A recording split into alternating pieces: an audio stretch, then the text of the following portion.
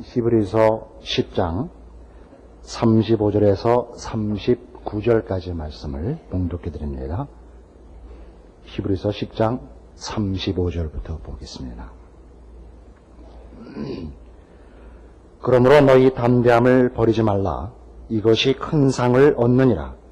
너희에게 인내가 필요함은 너희가 하나님의 뜻을 행한 후에 약속을 받기 위함이라. 잠시 잠깐 후면 오실 이가 오시리니 지체하지 아니하시리라. 오직 나의 의인은 믿음으로 말미암아 살리라. 또한 뒤로 물러가면 내 마음이 저를 기뻐하지 아니하리라 하셨느니라. 우리는 뒤로 물러가 침륜에 빠질 자가 아니요 오직 영혼을 구원함에 이르는 믿음을 가진 자니라.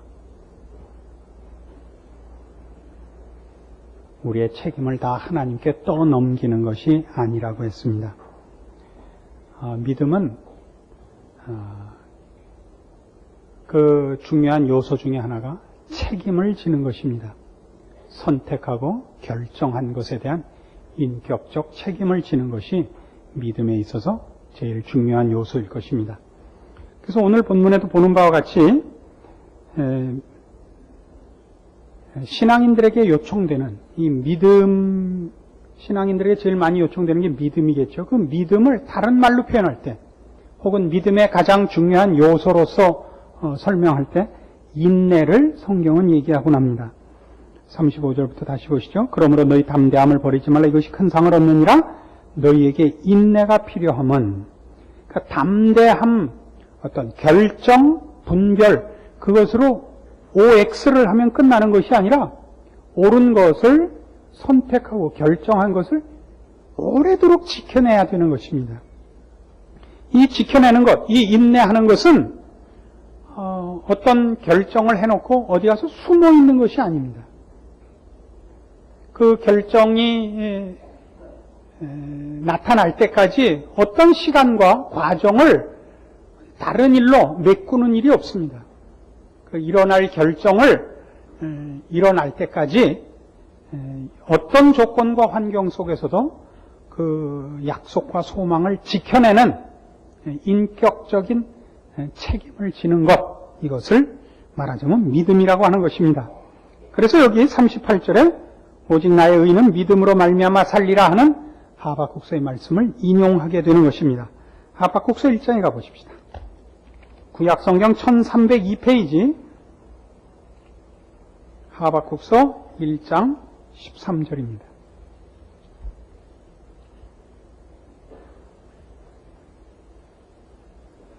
구약성경 1302페이지 하박국서 1장 13절입니다.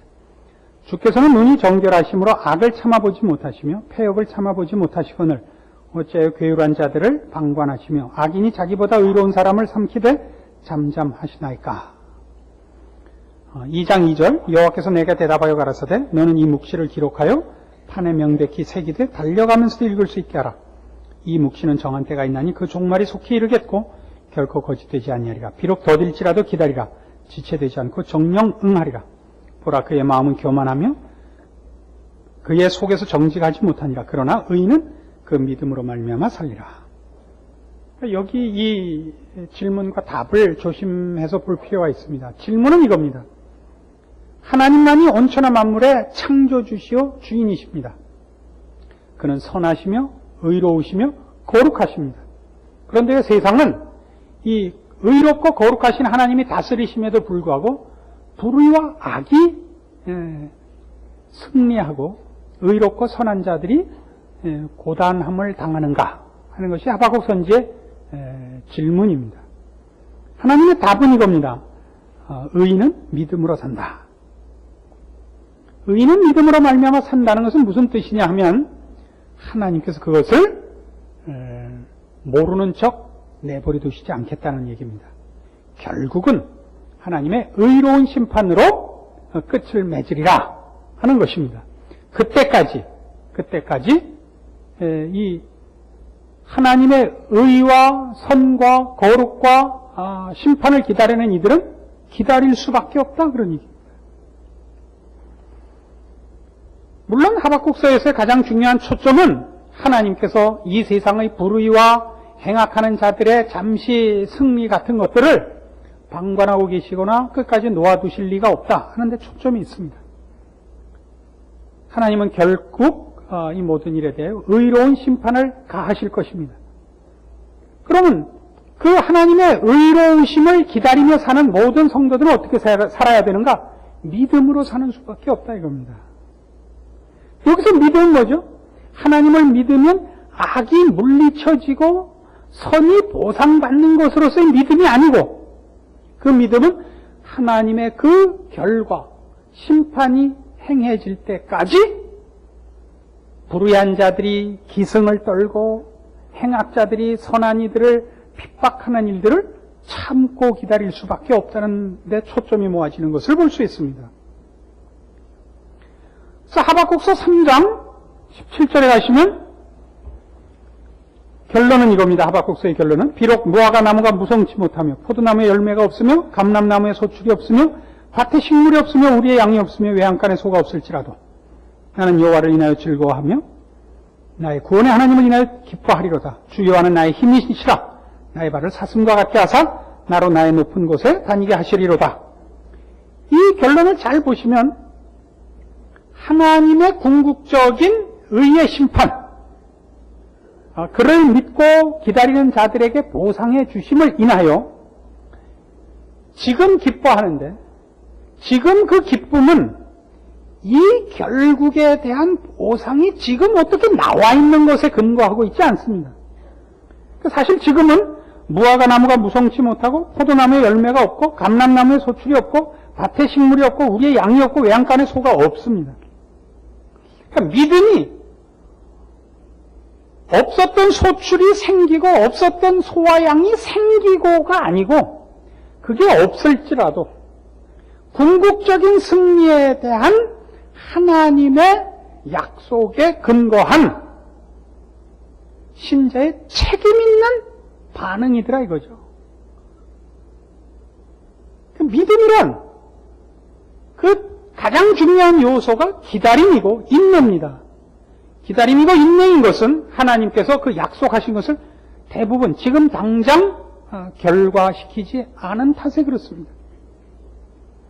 그것이 결과되는 그날까지 하나님의 약속에 근거하여 하나님을 선택하고 하나님을 믿기로 작정한 인격자로서의 책임을 지켜내는 것 때문에 믿음은 대부분 고단한 일에 대한 인내더라 그렇습니다.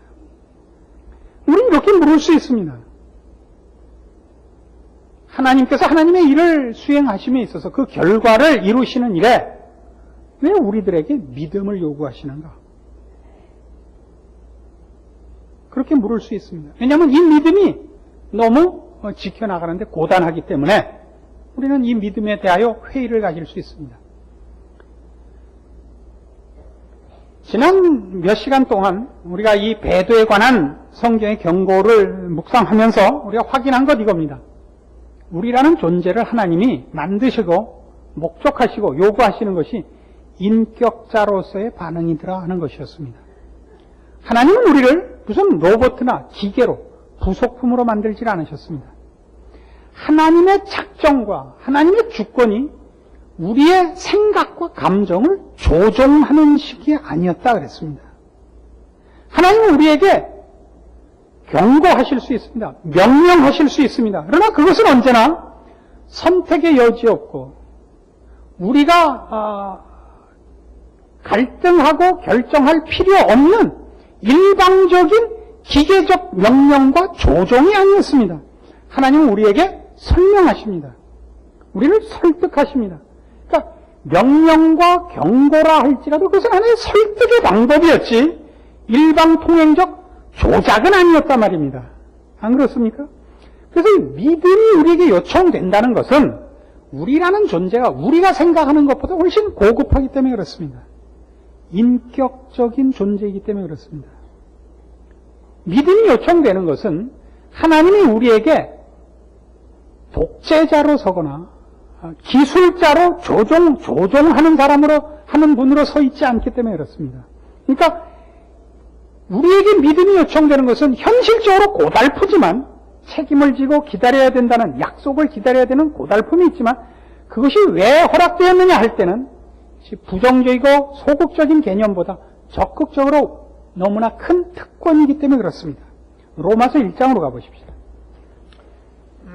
로마서 1장 17절에 가시면 복음에는 하나님의 의가 나타나서 믿음으로 믿음에 이르게 하나니 기록된 바 오직 의인은 믿음으로 말미암아 살리라 함과 같으니라 이렇게 나옵니다. 여기도 뜻밖의 그 하박국서 2장 4절의 말씀을 인용하고 있는 것입니다. 그런데 로마서 1장 17절에 복음에 관한 설명은 1차적으로 복음에는 하나님의 의가 나서 믿음으로 믿음에 이르게 합니다. 복음이 첫 번째 하는 일은 하나님의 자녀가 아닌 자들을 하나님의 자녀로 만드는 하나님의 능력입니다. 하나님을 모르고 하나님 앞에 범죄한 현실도 모르고 하나님의 심판의 대상인 것도 모르고 구원의 필요성도 모르고 있는 우리를 하나님께서 예수 그리스도의 십자가로 구원하십니다. 우리에게 아무 원인이나 조건을 찾지 아니하시고 예수 그리스도의 십자가를 원인과 조건으로 삼으사 그 결과를 우리의 것으로 만드시는 방법이 믿음이라 그랬습니다. 믿음은 율법이 아니요 행위가 아닌 인과 율이 아닌 원인과 결과의 법칙이 아닌 원인 없이 결과를 얻는 은혜의 방법이요 하나님께서 이루신 기적입니다. 그것이 구원에 이르는 믿음입니다. 우리가 가지는 믿음이 아니요 하나님이 우리를 하나님의 백성으로 만드시는 구원을 허락한 하나님의 기적의 방법입니다. 그러나 지금 로마서 1장 17절은 복음은 그 구원에 그치는 것이 아니라 그 구원으로 시작해서 하나님을 모르고 하나님 앞에서 범죄한 위치로부터 예수 그리스도의 십자가로 말미암는 은혜로 믿음으로 우리가 하나님의 자녀 삼게 하는 것으로 시작하여 의인은 믿음으로 사는 책임 있는 믿음을 가지는 자리에까지 이르게 하는 것이랍니다. 우리는 보통 로마서를 이 앞에 있는 믿음에 관한 설명으로만 축소시키기는 실수를 자주 합니다. 그러나 로마서는 실제로 우리가 어떻게 죄인 되었던 자리로부터 하나님의 크신 은혜로 하나님의 백성이 되었는가를 설명할 뿐만 아니라 우리가 얻은 구원이 무엇인가에 대한 설명, 즉 의인은 믿음으로 산다 하는 이 하박국서를 인용한 책임 있는 하나님의 백성된 인격적 수준을 우리에게 가르치고 있습니다. 오직 의인은 믿음으로 말미암아 산다 하는 이 문제는 구원에 관한 설명이 아닙니다. 구원받은 성도들이 하나님을 의지하여 사는 책임 있는 인격적 존재인 것을 묘사하고 있습니다. 그래서 로마서에는 이런 식의 설명이 많다 이겁니다. 우리가 어떻게 구원을 얻었느냐만 있는 것이 아니라 구원을 얻은 우리에 대하여 이런 식의 표현을 해요. 로마서 6장 12절 그러므로 너희는 죄로 너희 죽을 몸에 왕노릇하지 못하게 하여 몸의 사욕을 순종치 말고 또한 너희 지체를 불의의 병기로 죄에게 드리지 말고 오직 너희 자신을 죽은 자 가운데서 다시 산 자같이 하나님께 드리며 너희 지체를 의의 병기로 하나님께 드리라. 이 표현을 잘 보세요. 이게 어떻게 보면 우스운 표현이에요. 어떻게 보면 우습다는 게 무슨 뜻이냐 하면 하나님은 우리를 만드셨어요. 하나님은 창조주시고 우리는 피조물입니다. 하나님은 우리를 구원하시기 위하여 우리한테 조건을 묻지 아니하시고 예수 그리스도를 십자가에 못 박아 우리를 샀습니다. 그럼 우리한테 너 이래라 저래라 할 거 없잖아요. 안 그래요? 우양우 그럼 딱 우양우 해야 될까요? 안 그래요? 앉아 일어나 하나님이 시키는 대로 우리 꼼짝 못해야 될 거 아니에요. 기계적으로라도 꼼짝 못한다 그래도 할 말이 없는데 인격적으로라 그래도 하나님만이 유일한 권위시고 우리의 지금의 모든 것이 하나님 손에 있었고 하나님만이 그 원인이신데 우리가 무슨 할까 말까가 있고 좋다 싫다가 있겠어요. 안 그래요? 그런데 잘 보시라고요. 우리가 아직 죄인 되었을 때 우리를 구하기 위하여 그 아들을 하나님이신 성자 예수님을 이 땅에 보내사 인간으로 태어나게 하시고 사람의 손으로 그를 십자가에 매달아 죽게 하신 그 놀라운 은혜와 사랑과 기적과 능력으로 우리를 구원해내시고도 아직도 이렇게 해주시겠어요? 란 말이에요. 아직도. 원래대로 하자면 그동안은 뭐 그냥 처음에 하나님이 친히 손으로 우리를 흙으로 빚어 만드시고 생기를 불어넣으시고 그것까지는 좋다. 이 정도였기 때문에 네가 내 말 안 듣는 건 좋다. 그러나 이제 내가 너를 구하기에 내가 내 아들을 십자가에 못 박았는데 넌 선택의 여지 없다. 넌 내가 오른캔으로 가라고 하면 오른캔으로 가고 왼캔으로 가라고 하면 왼캔으로 가야 된다. 이래는 맞는 거 아니에요? 근데 그렇게 안 했다고요. 이런 구원을 이루셨는데도 이렇게 했으면 좋겠다란 말이에요. 알아들으시는 거지? 이상하게 서울에 있는 사람들 중에 머리큐 제일 나쁜 사람만 우리 교회에 오는 것 같아요. 놀랍죠? 놀랍죠? 이런 은혜, 일방적인 은혜잖아요. 이런 기적, 하나님 홀로 하나님의 모든 능력과 기적과 열심을 기울여서 우리를 만들어내놓고도 아직도 난 너희가 이랬으면 좋겠다 그러시는 존재란 말이에요. 우리가. 그러니까 믿음이라는 것은 하나님께서 나에 대하여 조정권을 갖지 않으시기로 했기 때문에 생긴 부작용이란 말이에요. 부작용이라 이렇게 말하는 거를 뉘앙스를 좀 잘 새겨 들으시기 바랍니다. 하나님이 우리를 그런 존재로 만드셨다고요. 그걸 원하신다고요. 하나님이 우리를 사랑하시고 우리의 사랑을 원하세요. 사랑이란 굴복이 아니라고요. 그건 자발적이고 대등해야 된다니까요. 그래서 하나님이 나를 선택한 것 같이 내가 하나님을 결정하고 선택하기를 바라시는 그런 지위와 권리를 허락하셨다고요. 내가 하나님을 선택해야 돼요. 결정해야 돼요.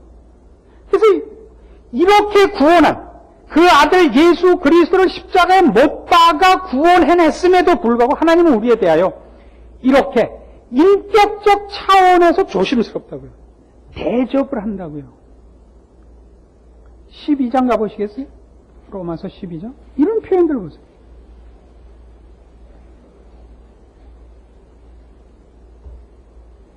그러므로 형제들아 내가 하나님의 모든 자비하심으로 너희를 권하노니 너희 몸을 하나님이 기뻐하시는 거룩한 산제사로 드리라.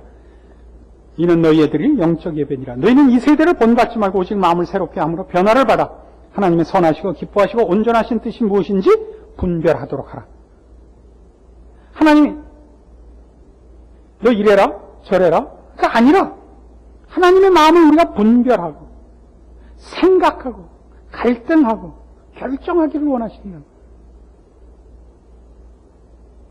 그러니까 성경이 우리에게 가르치는 것은 하나님이 우리를 어떤 존재로 만드셨는가 하는 겁니다.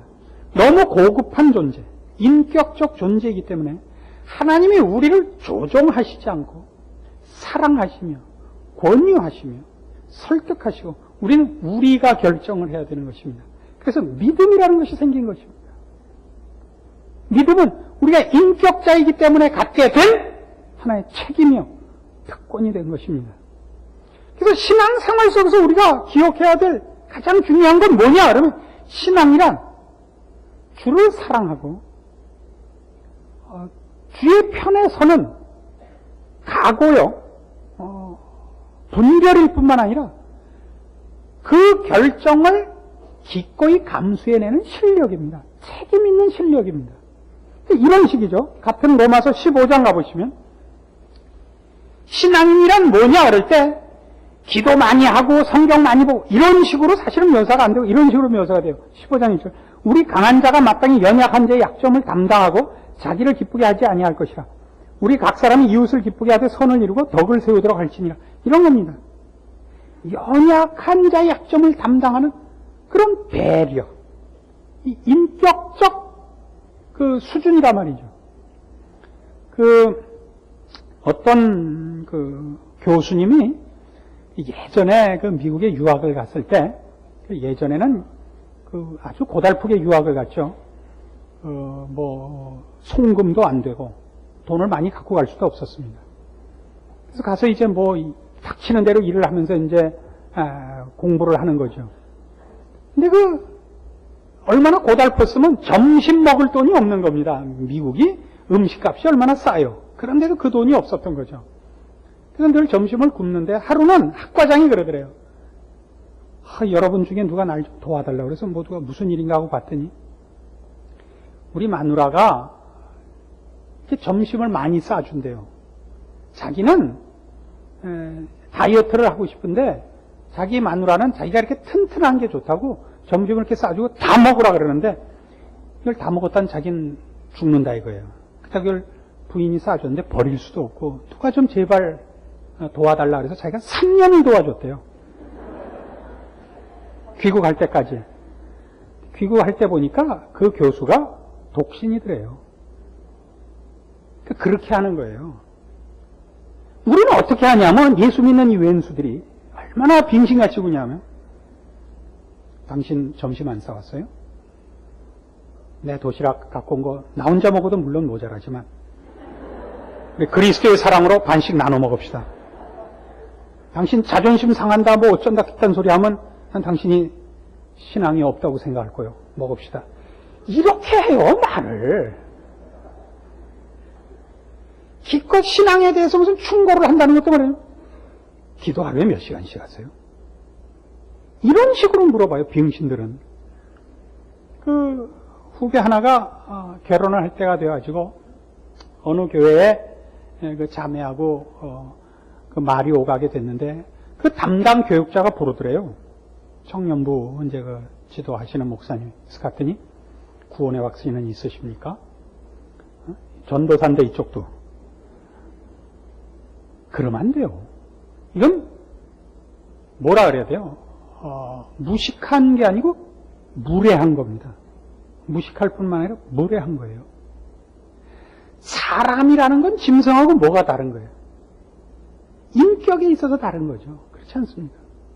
이런 쪽으로 하나님이 우리를 만드셨고 하나님이 우리를 대접하는데 우리는 신앙이라는 이름으로 너무 무례해. 군화를 신고 그의 영혼에 침입을 해 들어가는 수가 너무 많습니다. 우리가 가진 믿음이라는 것이 갖는 고달픈 책임이 있습니다. 그러나 그거는 내가 자유인이기 때문에 인격자이기 때문에 하나님 앞에서 내 영혼이 살아있기 때문에 지는 특권으로서의 짐인 것이지 노예가 지는 짐은 아니더라 이겁니다. 그러니까 같은 로마서 12장 19절 같은 데 보세요. 내 사랑하는 자들아 너희가 친히 원수를 갚지 말고 진노하시며 맡기라. 기록되었을 때 원수 갚는 것이 내게 있으니 내가 갚으리라고 주께서 말씀하시니라. 네 원수가 줄이거든 먹이고 목마르거든 마시우라. 그리하므로 네가 숯불을 그 머리에 쌓아 놓으리라. 악에게 지지 말고 선으로 악을 이기라. 이런 거 보세요. 다른 거죠. 선으로 악을 이기는 것은 고급한 영성을 갖고 있어야만 되는 겁니다.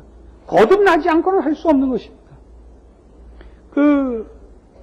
텔레비에서 하는 유일한 괜찮은 프로, 동물의 세계. 보시면, 사자들 세계에서 이제 숫사자가 여러 암놈을 거느리고 한 영역을 지배하고 있다가 침입자에게 밀려나면 어떻게 됩니까? 다른 침입자, 숫사자 와서 이 숫사자를 몰아내면요. 지면, 숲에 들어가서 그냥 굶어 죽고 말아요. 안 먹어요. 이제 끝인 걸 압니다. 그럼 새로운 숫사자가 원래 있었던 숫사자의 새끼들을 다 물어 죽여요. 다 물어 죽여요. 안 키워요. 양자 같은 거 안 들이고. 그냥 물어 죽이는 게 다 잡아먹습니다. 커서 이제 복수할 거니까 그런지. 지 새끼를 다시 낳지, 그 새끼 절대 안 키워요. 왜 그렇다고요? 짐승이니까. 사람 다르죠. 강하다는 것이 꼭 이 물리적인 힘이 센 것이 꼭 강한 거 아니죠. 사람에게 있어서 강하다는 건 설득력이 있어야죠. 간파력이 있어야죠. 왜요? 사람은 물리적인 힘으로 사는 것이 아니라 인격적인 존재로 살지 않습니까? 한국스러워야죠. 오늘날 예수 믿는 사람들이 이렇게 많은 이 나라에서 교회가 힘을 못 쓰는 가장 큰 이유가 뭐죠? 예수 믿는 것들이 인격이 꽝이니까. 안 그래요? 신앙이라는 이름으로 완전히 흑된 논리로 가죠.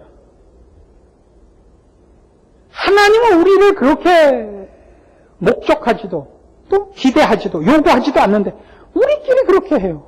완전히 옛날 중세 시대 때 종교 전쟁하는 것 같아요. 그래서 우리가 지는 성도들이라는 이 신분으로 지는 믿음이라는 것이 갖는 책임과 그 고달픔이 아니라 어떤 특권인가를 아는 것, 여기에 히브리서 10장이 의도하고 있는 내용이 있는 것입니다. 우리는 어떻게 하고 싶다고요? 믿음이라는 이름으로 떠넘기고 싶다고요. 수고하고 무거운 짐진 자들아 다 내게로 오라 내가 너희를 쉬게 하리라. 거기까지잖아요. 그 다음은 읽으면 안 되죠. 그죠? 나는 마음이 온유하고 겸손하니 내 멍에를 메고 내게 배우라. 그건 싫죠. 학교 가는 건 언제나 싫죠. 배우는 건 싫죠. 쉬는 데까지죠. 그러니까 우리의 믿음, 우리의 신앙은 징징 짜고 그래갖고 전부 하나님께 떠넘기고 그리고 필요한 건 다 얻어먹고 왜 살아요? 완전히 개팔자죠. 그러면 사람인 값이 없잖아요. 하나님의 뜻을 분별하고 죄와 악을 멀리하고 의의 병기로 자신을 드리고 경건을 연습하고 깨어있고 선으로 악을 이기고 악에게 지지 말고 그런 책임들을 하나도 안 하잖아요. 이 부분이야말로 바로 신자된 특권인데 말입니다. 살아있는 당연한 현상이고 살아있는 당연한 현상이죠. 그것이 없다면 여러분은 죽어 있거나 자고 있거나 도망가 있는 거죠. 정당한 신자의 책임들, 그것이 갖는 특권들 인식하셔서 하나님이 여러분을 하나님의 자녀로 부르신 부름과 여러분의 요구하시는 모든 것이 갖는 그 복된 특권들을 놓치지 말고 누리시는 여러분들 되기를 바랍니다. 기도하십시다. 하나님 아버지의 은혜를 감사합니다. 우리 하나님께서 우리를 사랑하시고 대접하시고 인격자로 만드시고 부르신 것 확인합니다. 그러므로 우리의 짐을 지게 하옵소서. 신자된 특권, 인격자된 특권, 그 책임 감당하는 저희들 되게 하사 주께서 우리를 사랑하신 것 같이 우리도 마음을 다하고 뜻을 다하고 성품을 다하여 우리 하나님을 사랑하며 경건을 연습하며 주께 나를 붙들어내며 세상의 저 악한 것들과 신령한 싸움을 싸우는 복된 하나님의 자녀들, 충성된 신자된 인생을 걷게 하옵소서. 예수님의 이름으로 기도합니다. 아멘.